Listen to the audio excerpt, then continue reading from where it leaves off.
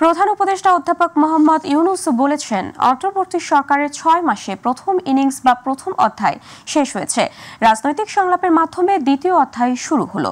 জাতীয় ঐকমত্য কমিশনের সঙ্গে রাজনৈতিক দলগুলোর বৈঠকে অধ্যাপক ইউনূস এই কথা বলেন। এ সময় প্রধান উপদেষ্টা অভ্যুত্থানের যোদ্ধাদের স্বপ্ন বাস্তবায়নে সবাইকে ঐক্যবদ্ধ থাকার আহ্বান জানিয়ে বলেন, জাতিসংঘের রিপোর্টের পরে বাংলাদেশ নিয়ে ষড়যন্ত্র বন্ধ হয়েছে। রাকিব হোসেনের রিপোর্ট। সংস্কার প্রস্তাব বাস্তবায়নে ঐক্য প্রতিষ্ঠার লক্ষ্যে রাজনৈতিক দলগুলোর সাথে বৈঠক করেছে জাতীয় ঐকমত্য কমিশন। বিকেলে রাজধানীর ফরেন সার্ভিস একাডেমিতে অনুষ্ঠিত বৈঠকে নেতৃত্ব দেন জাতীয় ঐকমত্য কমিশনের প্রধান, অন্তর্বর্তীকালীন সরকারের প্রধান উপদেষ্টা ডক্টর মোহাম্মদ ইউনূস। আমি খুবই আনন্দিত হলাম, বহুদিন ধরে এটার অপেক্ষা করছিলাম। জাতীয় ঐকমত্য কমিশনের প্রথম বৈঠকের মধ্য দিয়ে বাংলাদেশে অন্তর্বর্তীকালীন সরকারের দ্বিতীয় ইনিংস শুরু হয়েছে বলে জানান তিনি। যেভাবে আমরা প্রথম অধ্যায় আমরা শেষ করলাম, দ্বিতীয় অধ্যায়ে যদি আমরা শিক্ষিত রাখতে পারি, তৃতীয় অধ্যায়ের জন্য আমাদের কোনো চিন্তা নেই, আমরা নিশ্চয়ই নতুন বাংলাদেশ বানাতে পারবো। একটা জিনিস আমাদেরকে পরিষ্কার থাকতে হবে, গণ অভ্যুত্থানের যোদ্ধাদের আত্মত্যাগ সার্থক করতে এবং তাদের স্বপ্ন বাস্তবায়নে সবাইকে সব রকম চেষ্টা করার আহ্বান জানান ঐকমত্য কমিশনের প্রধান। যাদের কারণে আমরা আজকে এখানে সমবেত হয়েছি, যাদের আত্মত্যাগের মাধ্যমে গণ অভ্যুত্থানের সেই শহীদ আত্মত্যাগকারী যারা, তাদেরকে আমরা স্মরণ করে আমাদের প্রতিজ্ঞা হলো আমরা যেন সেই আত্মত্যাগের প্রতি অসম্মান না জানি। যে কারণে তারা আত্মত্যাগ করেছিল সেটার জন্য আমাদের সকল প্রজন্ম মনে রাখে, যারা সুযোগ পেয়েছে তারা সবাই মিলে সব রকম চেষ্টা করব তাদের সেই স্বপ্ন যেন বাস্তবায়ন করতে পারে। অভ্যুত্থান পরবর্তী সময়ে যে নতুন বাংলাদেশে বিনির্মাণ শুরু হয়েছে, এতে পুরো বিশ্বের সমর্থন রয়েছে বলেও জানান অন্তর্বর্তীকালীন সরকারের প্রধান উপদেষ্টা। আন্তর্জাতিক বিশ্বের সমর্থন আপনারা হয়তো লক্ষ্য করেন, সারা পৃথিবী জুড়ে আমাদের প্রতি একটা বড় রকমের সমর্থন গড়ে উঠেছে, যে কারণে অপরপক্ষ সুবিধা করতে পারছে, পদে পদে ব্যাহত হচ্ছে। যেখানে যাই বহু গল্প রচনা করেছে, গল্প টিকাতে পারতেছে, শেষমেশ ট্রাম্পের হাতেই আবার সে গল্প চালাতে পারলো না। যত ছোট রাষ্ট্র, বড় রাষ্ট্র, ধনী রাষ্ট্র, মাঝারি রাষ্ট্র, সবাই আমাদের সমর্থন দিয়েছে। রাকিব হাসান, মাই টিভি, ঢাকা। সংস্কার নিয়ে রাজনৈতিক দলগুলোর সঙ্গে প্রধান উপদেষ্টা ডক্টর মোহাম্মদ ইউনূসের নেতৃত্বে গঠিত 7 সদস্যের জাতীয় ঐকমত্য কমিশনের বৈঠক আজ থেকে শুরু হয়েছে। কমিশনের প্রধান অধ্যাপক মোহাম্মদ ইউনূসের নেতৃত্বে অনুষ্ঠিত এই বৈঠকে 26টি দল ও জোটের প্রায় 100 জন নেতা অংশ নেন। বিকেল 3টার পরপর ঢাকার ফরেন সার্ভিস একাডেমিতে এই বৈঠক শুরু হয়। বৈঠকে বিএনপি মহাসচিব মির্জা ফখরুল ইসলাম আলমগীরের নেতৃত্বে প্রতিনিধি দল অংশ নেয়। অন্যদিকে সেক্রেটারি জেনারেল অধ্যাপক মিয়া গোলাম পরওয়ারের নেতৃত্বে জামাতের 5 সদস্যের প্রতিনিধি দল অংশ নেয়। এছাড়া বিভিন্ন রাজনৈতিক দল ও জোটের নেতারা বৈঠকে তাদের বক্তব্য তুলে ধরেন।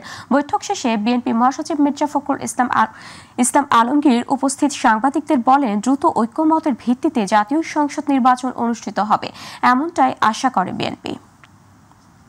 দলগুলো কথা বলবে কমিশনগুলোর সঙ্গে, সেটাই আপনার মূল কথা। এবং সেখানে আজকে প্রাথমিক আলোচনা, সেখানে বিভিন্ন রাজনৈতিক দল বিভিন্নভাবে কথা বলেছেন। আমরা আশা করি যে খুব দ্রুত এই সংস্কারের যে ন্যূনতম ঐক্যমত তৈরি হবে, সেটার উপর ভিত্তি করে অতি দ্রুত জাতীয় নির্বাচন অনুষ্ঠিত হবে। নির্বাচন বাদ দিয়ে অন্তর্বর্তী সরকার অন্য কাজে গুরুত্ব দিলে তা গ্রহণযোগ্য হবে না বলে মন্তব্য করেছেন বিএনপির সিনিয়র যুগ্ম মহাসচিব রুহুল কবির রিজভী। সকালে রাজধানীর আগারগাঁওয়ে রোড টু ইলেকশন শীর্ষক গোল টেবিল আলোচনায় তিনি এই মন্তব্য করেন। রিজভী বলেন, মূল কাজ নির্বাচন, এই বিষয়টি বাদ দিয়ে সরকার যদি অন্যান্য কাজে গুরুত্ব দেয় তাহলে তা গ্রহণযোগ্য হবে না। গণতন্ত্র রক্ষায় সরকারের দায়িত্ব অবাধ ও সুষ্ঠু নির্বাচন দেয়া। তিনি আরও বলেন, নির্বাচন আয়োজন কাজ করা প্রতিষ্ঠানগুলো স্বেচ্ছায় সরকারের অধীনে যেতে আগ্রহী হয়ে ওঠে, এতে নিরপেক্ষ নির্বাচনের পরিবেশ বিঘ্নিত হয়। এখন সেটি সেই মূল কাজটা বাদ দিয়ে আমরা যদি সাবসিডির কাজগুলো এটাই যদি আমরা প্রথমেই শুরু করে দেই, তো তাহলে এটা খুব একটা গ্রহণযোগ্য হবে। এটা হতে পারে না এই জিনিসটা, কারণ পূর্বের অনেকে উদাহরণ দেয়, পূর্বের উদাহরণ আর ডক্টর ইউনূস সাহেবের এই সরকারের উদাহরণ তো এক হওয়ার কথা না। সেটা এক হবে কেন? এটা তো একটা বিপ্লবের ফলে জনসমর্থিত সরকার।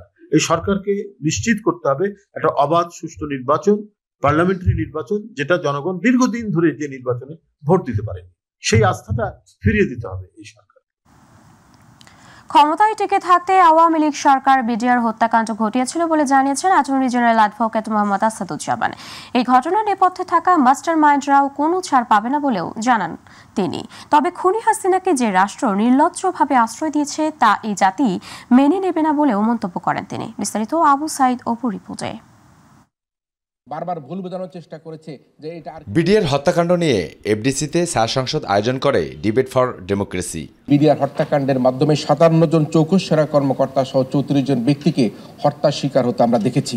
আর এতে প্রধান অতিথির বক্তব্যে অ্যাটর্নি জেনারেল বলেন, 2009 সালে আওয়ামী লীগ সরকারকে টিকিয়ে রাখতেই এই বিডিআর হত্যাকাণ্ড ঘটানো হয়েছিল, যা ইতিহাসে নৃশংস ও ন্যাক্কারজনক। এটা আওয়ামী লীগকে ক্ষমতায় টিকিয়ে রাখার জন্য একটি ইন্টারন্যাশনাল কনস্পিরেসি ছিল। আওয়ামী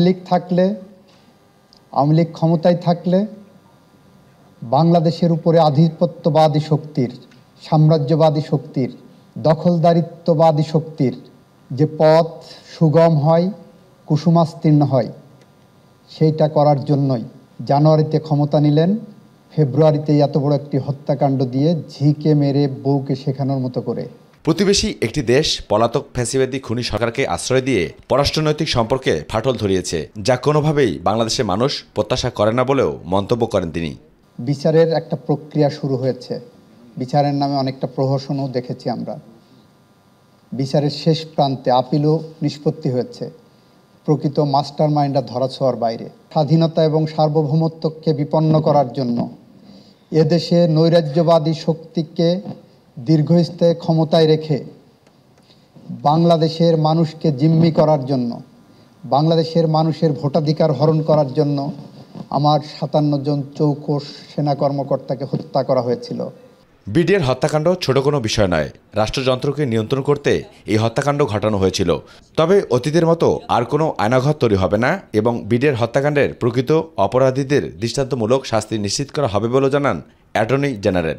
আন্তর্জাতিক আইনের লঙ্ঘন করে, এক্সট্রাডিশন চুক্তি লঙ্ঘন করে একজন খুনিকে আশ্রয় দিয়ে একটি রাষ্ট্র বাংলাদেশের মানুষের মুখোমুখি দাঁড়িয়েছে। আমরা সেই পরিস্থিতি কখনো প্রত্যাশা করি নাই।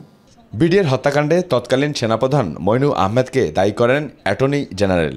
তবে যুবলীগ ও ছাত্রলীগ নেতারা সরাসরি বিডিআর হত্যাকাণ্ডে জড়িত ছিল কিনা তাও অনুসন্ধান করা হবে বলে জানান অ্যাটর্নি জেনারেল আসাদুজ্জামান।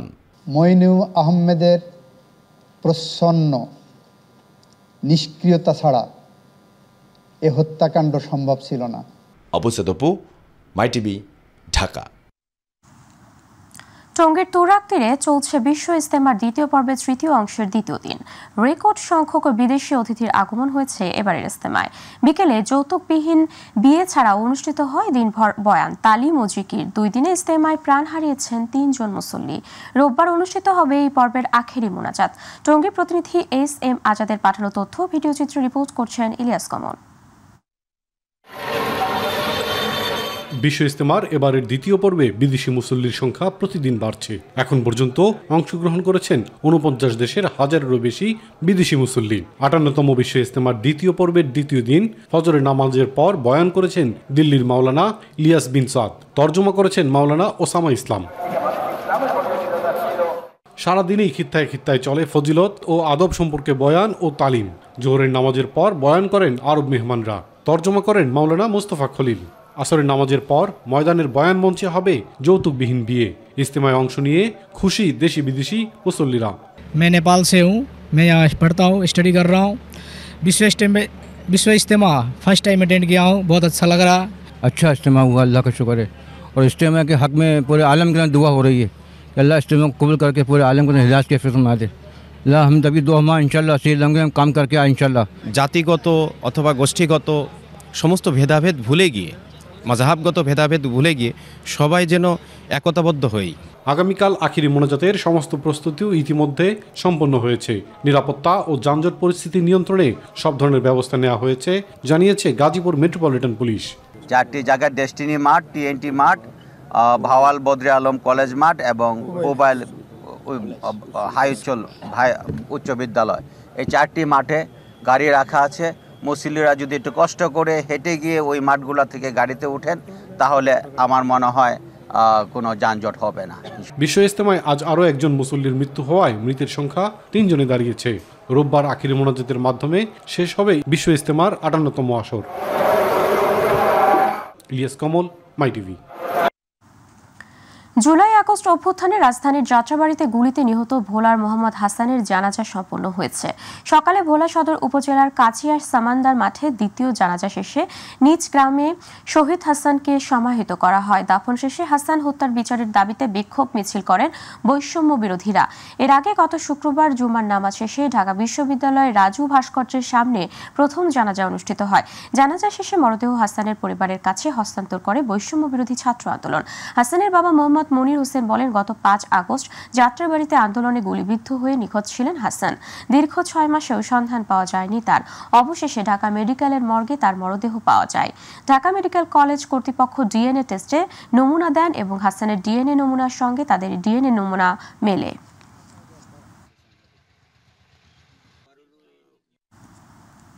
এবারে মাই টিভি বিশেষ।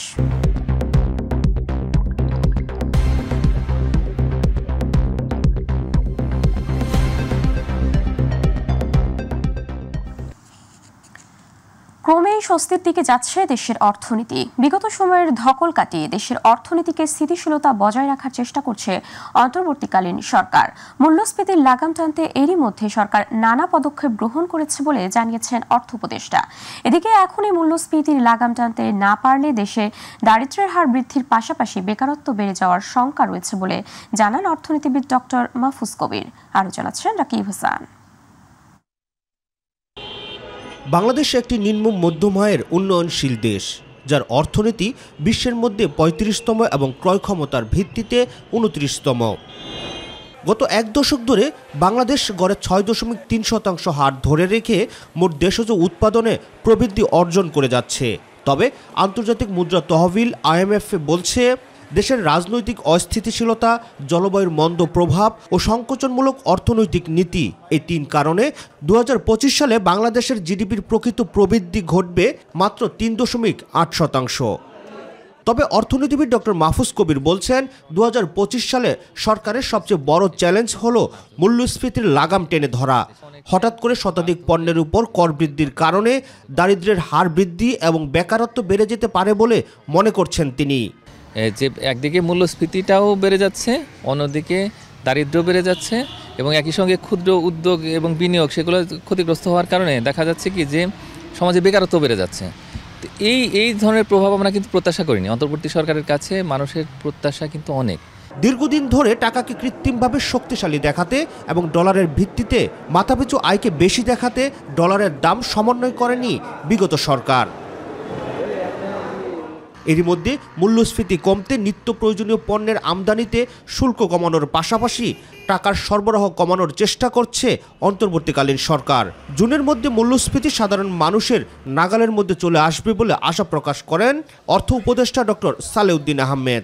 আপাতত আমাদের মেইন কনসার্ন হলো মূল্যস্ফীতিটা যতটুক সম্ভব যত তাড়াতাড়ি আমরা এসে করতে পারি, সেটাই সবচেয়ে বড় চ্যালেঞ্জ। ফেব্রুয়ারি, মার্চ, এপ্রিলে অ্যাকশনটা নেব, তখন আপনার কিছুটা হয়তো ইম্প্যাক্ট আসবে। সেটা সেন্ট্রাল ব্যাংকের থেকেও একটা ইস্যু আসছে যে আমরা হয়তো কিছুটা আমরা মডারেটিং, আমরা জুন মাসে গেলে হয়তো আমরা আইডিয়াল সিচুয়েশন যদি 6-7 বাইসে যেতে পারি, এটা বেটার হয় আমাদের জন্য। রাকিব হাসান, মাই টিভি, ঢাকা। পতিত স্বৈর শাসক শেখ হাসিনার বিচারের দাবিতে বিক্ষোভ মিছিল বের করেছে ঢাকা মহানগর উত্তর যুবদল। রাজধানীর গুলশানে আয়োজিত বিক্ষোভ মিছিলে নগরীর বিভিন্ন থানা ওয়ার্ড থেকে আগত নেতাকর্মীরা অংশ নেয়। এ সময় ঢাকা মহানগর উত্তর যুবদলের আহ্বায়ক শরীফ উদ্দিন জুয়েল শেখ হাসিনা ও তার দোসরদের দ্রুত বিচারের দাবি জানান। মারা গেছেন আমি বাংলায় গান গাই খ্যাত ভারতীয় শিল্পী প্রতুল মুখোপাধ্যায়। শনিবার সকাল 10টার দিকে কলকাতার SSKM হাসপাতালে চিকিৎসাধীন অবস্থায় মারা যান এই শিল্পী। মৃত্যুকালে তার বয়স হয়েছিল 83 বছর। দীর্ঘদিন ধরে অসুস্থতার সঙ্গে ভুগছিলেন প্রতুল, ছিলেন আইসিইউতে। জানুয়ারি মাসের প্রথম সপ্তাহ থেকে কলকাতার SSKM হাসপাতালে ভর্তি ছিলেন শিল্পী। এর মধ্যে প্রতুল মুখোপাধ্যায়ের শরীরে একটি অস্ত্রোপচার হয়। এরপর তার হার্ট অ্যাটাকও হয় এবং তিনি আক্রান্ত হন নিউমোনিয়াতেও। এরপর গত 2 সপ্তাহ হাসপাতালের আইসিইউতেই চিকিৎসাধীন ছিলেন বরেণ্য এই শিল্পী। শেষমেশ না ফেরার দেশে পাড়ি জমালেন।